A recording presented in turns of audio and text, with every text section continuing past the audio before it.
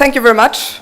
I try here to say something more on data protection by default. Thank you very much to Stefano not revealing everything, and to some extent I will also disagree. But this is fun about all this political and legal discussion. And I will also a little bit disagree with Wojciech. So you're not the 29th DPA, because then I'm the 30th or 35th or something. So there are several more DPAs who are also have the same powers.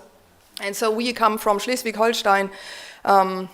This is the northernmost German land, and we are responsible also for freedom of information and try to get everything. Of course, each member state or each land cannot solve everything on its own. So we need this debate, we need to be together. And the good thing in technology, and Stefan Schiffner also was pointing to that, there is already so much there. And I think Article 25 is really a game changer. It can be a game changer if we want to treat it as it is and not ignore the potential of that.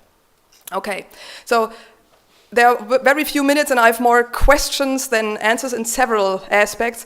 I first start with equivocation, privacy by default, then think about data protection by design, but especially by default. A little bit on the how to, and then conclude. And the easygoing idea of Enkevokian on the principle on privacy by default was, it's part of the general privacy by design.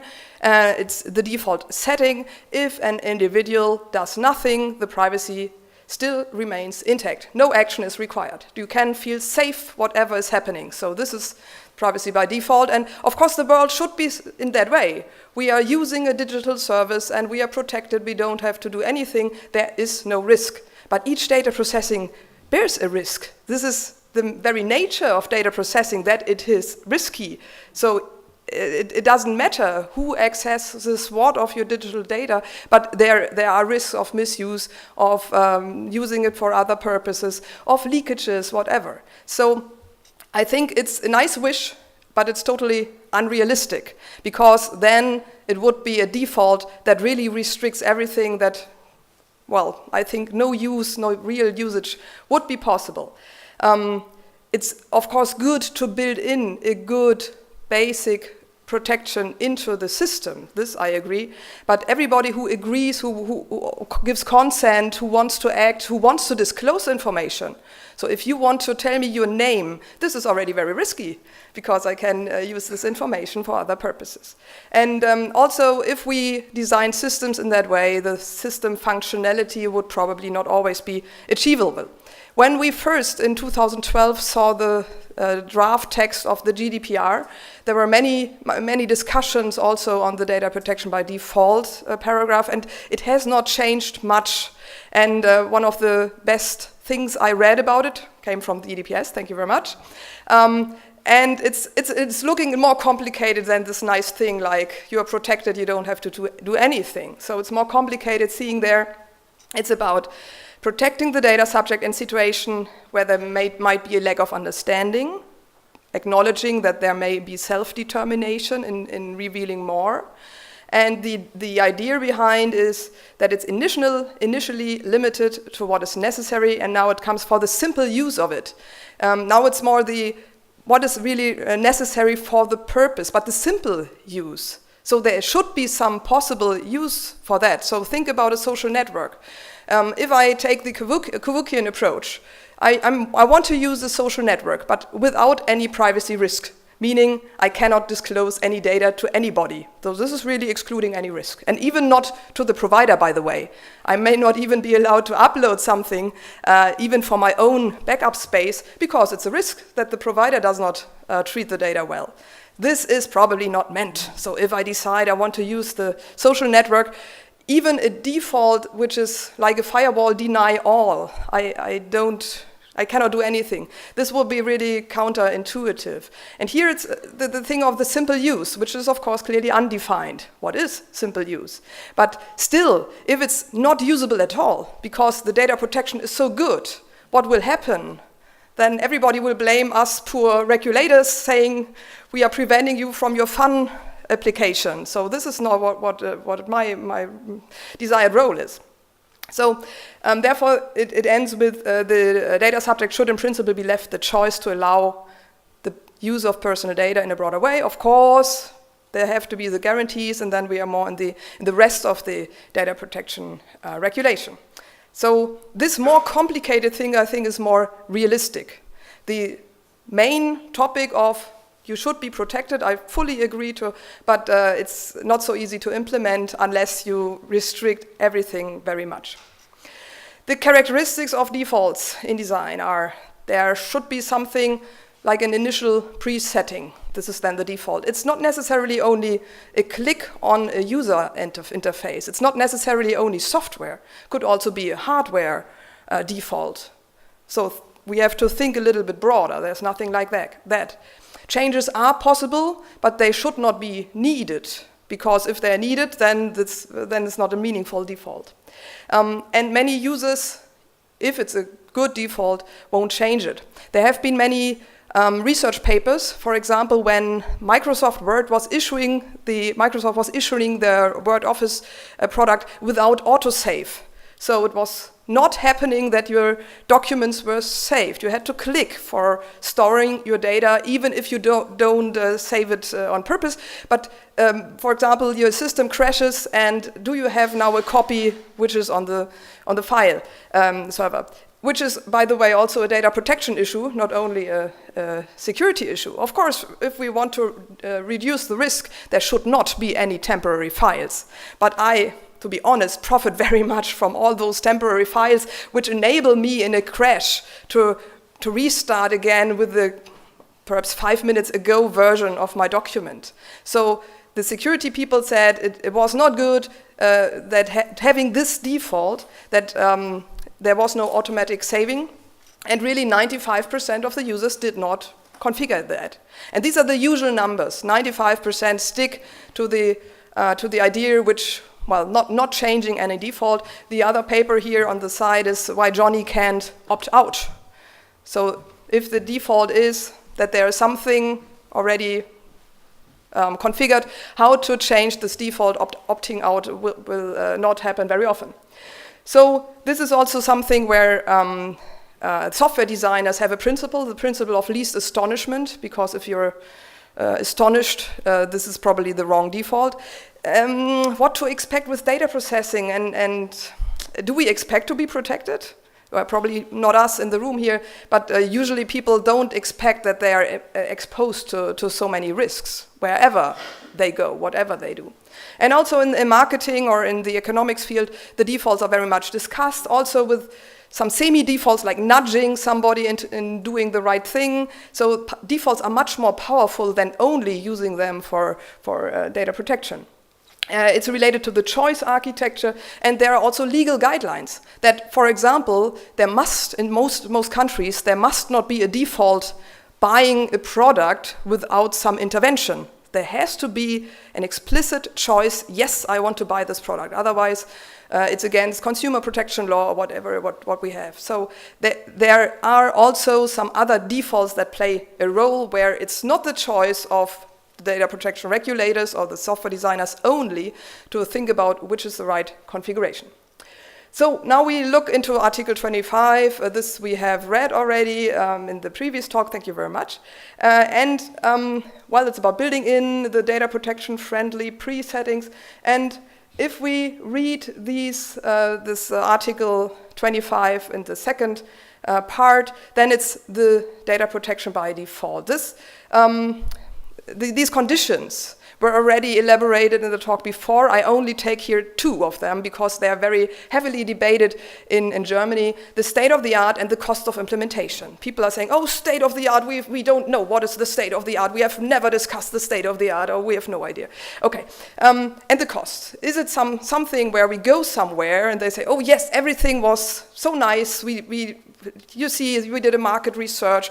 We figured out how it's possible, but we simply have no money. Is this now the valid excuse for not doing something, for not taking the appropriate measures? Well, there are some parts where, when it's really a high risk, we have then Article 35, data protection impact assessment, data and the prior consultation, Article 36. then there's a definite statement that this must not be as an excuse. But still, well, proportionality, it has to be reasonable, but it's not, we see here several potentially limiting conditions. First, I was very disappointed when I read it and thought, oh, no, everybody will argue, we will not have the possibility to really make a change. But meanwhile, I think it's not only an upper bound. I don't have to do it because it's too complicated, because those IPEN guys have not delivered already, and therefore I cannot use the tools. No, it can also be a lower bound that we can expect. This is now state of the art. We've heard yesterday at the APF a talk about website encryption and checking out websites. Why isn't it the standard that every website has a good configuration of TLS? So this should be the state of the art, and even better. And if it's evolving, of course, we have to raise the bar. And this means that it might be even good to have this taking into account condition thing, because then we can all define this is now the state of the art. There are also real criteria also in other law, the Network Information Security Law, they also refer to that. And of course, we have the same with security of processing. It's the same wording here. In Article 24 on the accountability, so the introductory part of this, these won't play a role. It's not about cost, for example. And if we look into the directive from 1995, long time ago, we had that already, having regard to the state of the art and the cost of the implementation. It's only a copy-paste. We Germans didn't notice that because the translation was different. Couldn't be understood, sorry. No, but sure, it's nothing new, but perhaps now the advertisement of the GDPR, because of the huge fines, it's much better than the advertisement of everything which was done 20 years ago, but in principle it's nothing new. Okay, but it's new that these conditions are not part of the data protection by default. So for data protection by design, the first thing, yes, we have all these conditions, but now for the default, and it's not an appendix where we have to read it taking in mind the first paragraph. No, it's something on its own. I claim it as a non-lawyer. So we see here there's something which we should consider. We've read it in the previous talk. And of course, when I first read it again, I was disappointed. This is only purpose limitation, and we know that. And so boring. Why should we write it? It's of course we have to do it. But I think meanwhile it's much more than that. And okay, the thing here, the last sentence, it's only the example, I think, for the social networks, that it should not be a default setting where you reveal everything an individual reveals personal data to the whole world. By the way, this is the only occurrence of individual as a person, and it's not necessarily the personal data of the individual, which is here talked about. It could be I upload your data, and also this should not be for the whole world, this should be the default. Okay, so this is something which it's an example. It's not on the same level as the other sentences. And I also said the potentially limiting conditions and also the risks, also the context, won't play a role here unless, of course, there's the purpose thing. A purpose defines the context, but about risks, I don't read anything about risks here. It's without risks. It's an absolute requirement. It's much more powerful than data protection by design. It's not a subtask of design. It's related, of course, but it's not a sub-thing. It's much more powerful if we take it seriously and have necessity, purposes implemented really in a data minimizing way. And it's even more if we look at accessibility here. What is accessibility? This is also the only occurrence of accessibility is here. In the full GDPR, there's nothing more on accessibility. There's something on accessibility of a website, or whatever, but in this meaning, it could be that even the data controller must not be able to access the clear text. This is limited accessibility. It can be possible in many cases that they don't have access. It has to be encrypted. I can read from that, has to be encrypted. Or I can read from it, has to be deleted as early as possible. Or it has to be stored in a trustworthy jurisdiction. Accessibility. So there's much more power in this if we want to interpret it in that way. Because, of course, most people have thought, well, it's nothing new. And we heard it, it's nothing new. No, there are many things here. Of course, they're in line with the GDPR. So this is not a new requirement. It's only that this should be the default setting, the initial, the start. But if it's only the initial, perhaps one click away, we again in the risky world. Is this the meaning now? And really, I cannot exclude it. When I read this here, it's only the beginning. And if people want to change their defaults, which they are not used to, but if it's not usable what they are finding, then probably this will happen. Then they might be in a really, really riskful area. So we discussed a little bit the cases of pre-configurability, and by design, this is the decision on what is wired in. We heard it, what is configurable by the user, what is pre-configured. And some examples, wired in could be, for example, encrypted communication. You are always encrypting your mobile phone communication. Sometimes it's not really reasonable or even legally not allowed to have a default. For example, I told you about the purchase. Here, no default setting is reasonable, I think, when it's about the choice of the payment system, unless, in a online shopping scenario, unless your own configuration files may already pre-select something. But usually I want to decide, is it now this MasterCard or this Visa or this prepaid or something very data protection friendly. And the other thing, the default setting, where we have the initial start without too many risks, could be anonymous use or no tracking. Okay, so I think that in general two different types of configuration. The thing is for the purpose within the application, and the other thing is would be an additional process, and it's the terminology of the simple use, where it's not necessary for a simple use. It could be a personalized service. So if you tell me, this is the online shopping scenario, I want to buy something, I don't want some advice who has bought what or so, I only want to buy this book. Okay, no, I want the book, you need to deliver it, or perhaps even electronically, and I pay for that.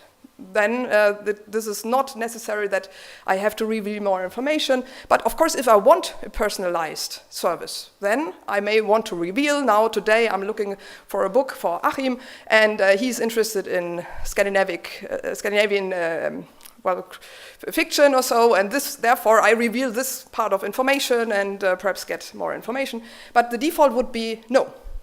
There should not be more information disclosed because it's an additional purpose. I can buy the book without being informed about more. And this means usually if it's within the purpose, but what is then the best default? And there we tried many examples, and it's not so clear. And it's not always one purpose, one default only. It depends a lot. A little bit on what the users expect. My legal colleague said, no, this is a bad way to go, what they are expecting. Yeah, I agree. It should be more objective, but of course, sometimes if they are annoyed because we are deciding on their defaults, then we have to find a way how much they should be able to configure. And also it's about granularity, usability, user guidance. It's not only of this piece of data I want to disclose or not, but also where to store, how long it's stored, and the accessibility, the jurisdiction. For example, I may want to have a default, or the other way around. We were asked to certify a software, and the default storage was in the US. I thought, oh, sorry, we cannot certify that. Oh no, okay, we changed that. We will put it now in the European Union. Okay, this might be certifiable according to the old law, to the current law, but then they say, but we have US customers. Should they be pressed now that their data is also stored in the European Union? Or should we do now a geolocation approach and first find out more about them? Where are you? I want to find out about you. Then I will have the right default for you. Or is it even the other way around? In some countries there's data retention law, in others there's not. Perhaps I want to put it somewhere where there's no data retention law. Or I want to put it somewhere where the jurisdiction guarantees that I can exercise my rights, that I can understand the language if I have to go before court, and so on. So this is not so easy. What about additional parties, about other processors? What about costs? In in this cloud service example, the cost for the storage in Germany was higher because of energy costs. So this means the German users would get the German storage part, but have to pay more. Also not the right way, perhaps. And I discussed already the other examples. So one size fits all may be debated, or I think it's not always one size fits all, but leaving people alone with no default, because we cannot decide on that, perhaps there are different ones. One thing is quite obvious, we have discussed it a lot. If children want to access something, they may need more protection because they won't understand immediately. I think many understand better than the adults, but where to disclose the data. But this is another thing. If it's a default, it can be changed. And if they change it by one click, then they probably will do it, and why should they be protected then more? Now I also thought about scenarios that will undermine the very powerful idea of data protection by default. It could be that you get the simple use, but it's not convenient. It's annoying, and or you get the good default, but then you will be asked. Perhaps you want more. Now you have the personalized information. Perhaps now, or in 5 minutes. Because it's so good, you should try it out. So this would be quite annoying. Or it's not offered at all. It's always the personalized use. You will get always the best, like a butler, like somebody who is really caring for you. He will make sure that everything will be fine. There's no simple use. It's not this anonymous thing here. No. Our service is encompassing, and it's necessary. We have to get your medical files unless also. So this may be another rush into greedy services or relying on greedy infrastructures. It's not my fault that the others take the data. I only get statistics from them, for example, from Facebook. And it's about the cost. Everything is fine for us, and everybody uses that, so it's not my fault. This is the second paragraph here. And the third one, perhaps I need to know more to really have the best default for you, like the geolocation data. Perhaps give me all information. How risk aware are you? Perhaps I can protect you more. I can offer something on top. And this means by figuring out the right default, getting more data.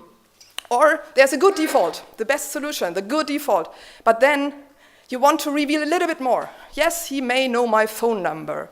And what is about the granularity? Should it be now, I reveal my phone number or my other phone number? Or should it be one click away and then the protection is gone because I don't want to click 500 times? It may be that the initial thing is quite all right, we are nodding and everything is okay, but then it won't work anymore. And what will happen then in all these cases? Blaming Marit. Blaming the data protection law, blaming the authorities, always like with the search engine. Some parts you may not see because of this bloody data protection law. And so we are the ones against creativity or innovation. So this is not probably the solution. But there are even more things that may happen. Perhaps there are side effects that are wanted or not so much wanted. The first thing is I think the payment by data. This must not be the default. It must not be the default. It's not the marketing is on top. It's not the original purpose. So it can be an additional purpose. It can be even a legitimate purpose. But it's not the purpose I'm agreeing to if I want to buy this damn book for Achim. So there might be something where I have to pay for that because the other thing may not be possible. But if it's a default, if it's not possible for anybody, then everybody has first to make up its mind, am I one of the free riders or not? And do I pay with my data or other customers' data? This may be a thing.